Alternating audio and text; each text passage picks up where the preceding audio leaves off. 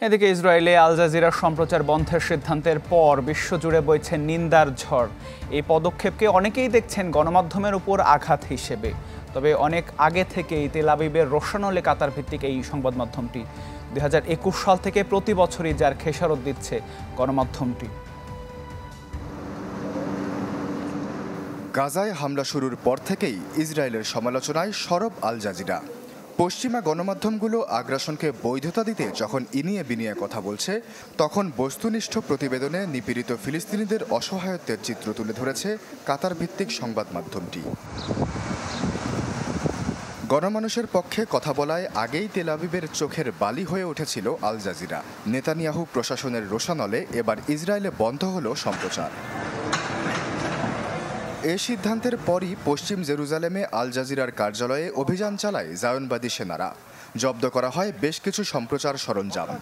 এই পদক্ষেপের সমালোচনা করেছেন জনপ্রিয় সংবাদ মাধ্যমটির কর্মকর্তারা। ইসরায়েল কেন এই সিদ্ধান্ত নিয়েছে সেটি তারাই ভালো বলতে পারবে। আমাদের চোখে এটি গণমাধ্যমের ওপর প্রকাশ্য আঘাত। আমাদের কর্মস্থল থেকে সরঞ্জাম তুলে নিয়ে গেছে তারা। এরপরও যুদ্ধ নিয়ে আমাদের নিরপেক্ষ কাভারেজ অব্যাহত থাকবে। যদিও ইসরায়েলের অভ্যন্তরীণ সংবাদ সংগ্রহে বেগ পেতে হবে, তবুও আমাদের প্রচেষ্টা সচল থাকবে।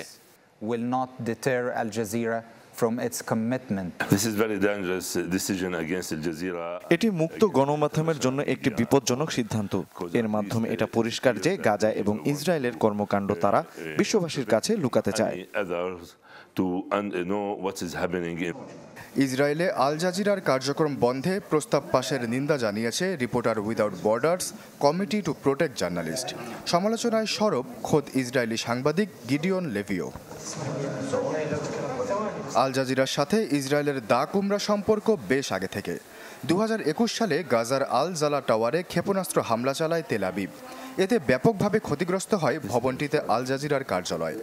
পরের বছর পশ্চিম তীরের জেনিন থেকে সংবাদ সংগ্রহে গিয়ে ইসরায়েলি সেনাদের হাতে খুন হন সাংবাদিক শিরিন আবু আখলে। গাজায় চলমান যুদ্ধে ইসরায়েলের আগ্রাসনের শিকার হয় আল জাজিরাও।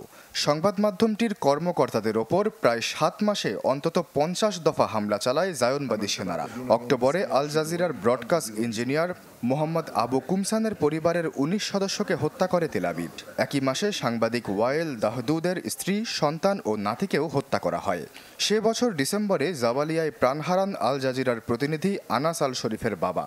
একই মাসে ক্যামেরাম্যান সামির আবুদাকা এবং চলতি বছর জানুয়ারিতে প্রাণ হারান ওয়ায়েল দাহদুদ।